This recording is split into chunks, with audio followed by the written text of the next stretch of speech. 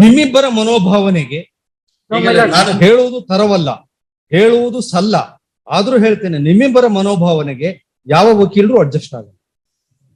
ವಕೀಲರುಗಳು ಸ್ವಲ್ಪ ಎಥಿಕ್ಸ್, ಸ್ವಲ್ಪ ವ್ಯಾಲ್ಯೂಸ್ ಅನ್ನೋದನ್ನು ಎಕ್ಸ್ಪೆಕ್ಟ್ ಮಾಡ್ತಾರೆ. ಈ ಪಾರ್ಟಿ ಕೇವಲ ಇದ್ದವರು ನಮಗೆ ಹಣ ಮಾತ್ರ ಮುಖ್ಯ, ಹಠ ಮಾತ್ರ ಮುಖ್ಯ ಅಂತ ಆದ್ರೆ ವಕೀಲರಿಗೂ ಕೂಡ ಕೇಸ್ ನಡೆಸಲಿಕ್ಕೆ ಸ್ವಲ್ಪ ಕಸಿಬಿಸಿ ಅನ್ಸುತ್ತೆ.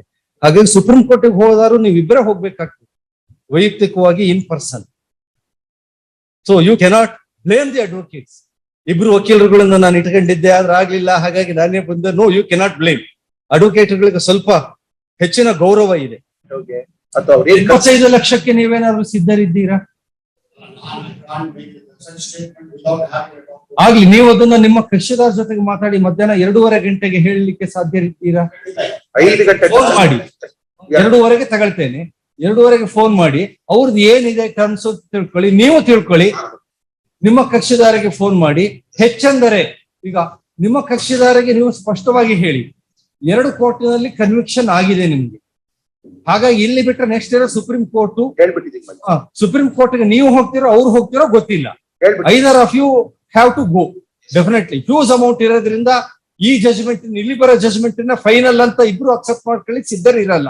ಇಬ್ರಲ್ಲಿ ಒಬ್ರು ಹೋಗೇ ಹೋಗ್ತೀರಿ ಸುಪ್ರೀಂ ಕೋರ್ಟ್ಗೆ. ಹಾಗಾಗಿ ಸೆಟಲ್ಮೆಂಟ್ ಆಗದೆ ಹೋದ್ರೆ ಇಬ್ಬರಿಗೂ ಕೂಡ ಸುಪ್ರೀಂ ಕೋರ್ಟ್ಗೆ ಹೋಗೋದು ಅನಿವಾರ್ಯ ಆಗುತ್ತೆ. ಅಲ್ಲಿ ಸಾಕಷ್ಟು ಖರ್ಚನ್ನ ಇಬ್ರು ಮಾಡ್ಬೇಕಾಗ್ತದೆ, ಸಾಕಷ್ಟು ಖರ್ಚು ಇಬ್ರು ಮಾಡ್ಬೇಕಾಗ್ತದೆ.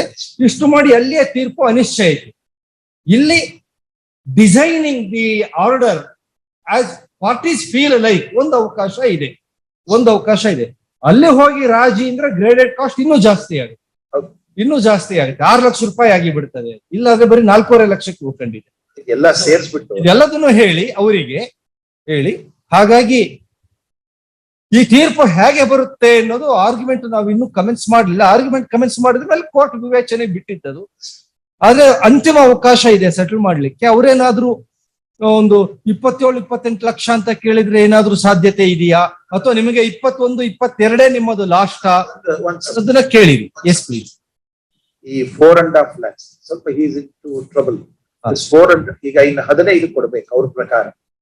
15 ಪ್ಲಸ್ ಸ್ವಲ್ಪ ಬರ್ಡನ್, 4.5 ಲಕ್ಷ ಬರ್ಡನ್ ಆಗುತ್ತೆ. ನನ್ನ ಒಂದು ಸಬ್ಮಿಷನ್, ನನ್ನ ರಿಕ್ವೆಸ್ಟ್ ಅದರ್ ಸೈಡ್, ಈ 15 ಲಕ್ಷದೊಳಗೆ ಈ 4.5 ಸೇರಿಸಿ 15ಕ್ಕೆ ಪೂರ್ಣ ಮಾಡಿದ್ರೆ ನಾನು ಒಪ್ಪಿಸ್ತೀನಿ. ನೋಡಿ, ಇದಕ್ಕಿಂತ ವೆರಿ ಗುಡ್ ಪ್ರಪೋಸಲ್. ಇದಕ್ಕಿಂತ ಆಗ್ತಾ ಇಲ್ಲ. It is a very good proposal. ಪೂರ್ತಿ ದುಡ್ಡು ಬಂದಂಗೂ ಆಗತ್ತೆ ಅವರಿಗೆ. ಅವ್ರ ಜೇಬಿಂದ 30 ಲಕ್ಷ ಹೊರಗಡೆ ಬರ್ತದೆ. ಅಲ್ಲ, ಅದೇ ಹಾಗಾಗಿ ನಿಮ್ಮ ಕಕ್ಷಿದಾರನ ಕೇಳಿ. So this is A very good proposal given by him. ಅಲ್ಲ, ಈಗ ಮೆರಿಟ್ ಮೇಲೆ ನಾನೇನು ಕೇಳ್ತಾ ಇಲ್ಲ. ಈಗ ಅದ್ರ ಮೇಲೆ ನಾನು ಏನು ಸಿಂಗಲ್ ಸೆಂಟೆನ್ಸ್ ಪ್ರಪೋಸಲ್ ನಿಮ್ಮ ಕಕ್ಷಿದಾರಿಗೆ ಈಗ ಕನ್ವೆ ಆಗಿರ್ಲಿಲ್ಲ ಅಂತ ಹೇಳಿದ್ರಿಂದ ಈಗ ಅಫಿಷಿಯಲಿ ಅವ್ರು ನಿಮಗೆ ಕನ್ವೆ ಮಾಡ್ತಿದ್ದಾರೆ. As a council representative party ಮಾಡ್ತಿದ್ದಾರೆ. 230 ಏನಂತ ಹೇಳಿ.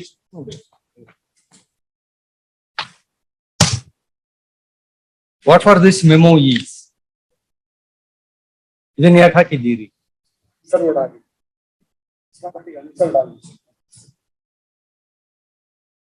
ಏನ್ ಅನ್ಸರ್ಡ್ ಆಗಿದೆ? ಯಾವ್ದು ಏನ್ ಸರ್ವಾಗ್ಲಿಲ್ಲ? ನೋಟಿಸ್ ನೀವ್ಯಾಕೆ ಕಳಿಸಿದ್ದೀರಿ? ನೋಟಿಸ್ ಟು ರೆಸ್ಪಾಂಡೆಂಟ್ ಅಂದ್ರೆ ನೀವು ಕಳ್ಸದ, ಕೋರ್ಟ್ ಕಳ್ಸದ? ನೀವು ನನ್ನ ಪ್ರಶ್ನೆಗೆ ಉತ್ತರ ಕೊಡ್ತಿಲ್ಲ. ಇಶ್ಯೂ ನೋಟಿಸ್ ಅಂದ್ರೆ ಅದನ್ನ ನೀವು ಕಳಿಸ್ಬೇಕಾ ಡೈರೆಕ್ಟ್ ಪಾರ್ಟಿಗೆ?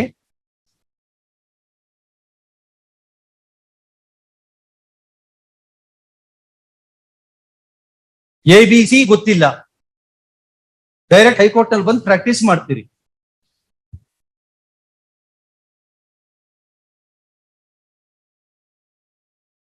ಅದಕ್ಕೆ ಬೆಳಗ್ಗೆದು ನೀವು ಎಡವಟ್ ಮಾಡ್ಕೊಂಡಿದ್ದು. ಯಾವ್ದೋ ಕಾಸ್ಟ್ ಅನ್ನು ಯಾರಿಗೋ ಕಟ್ಟಿ ಏನೋ ಮಾಡಿ.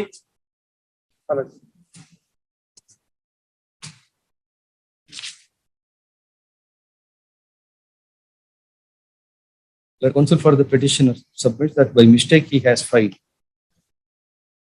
memo dated 13/7/2022 and that he would not press the said memo.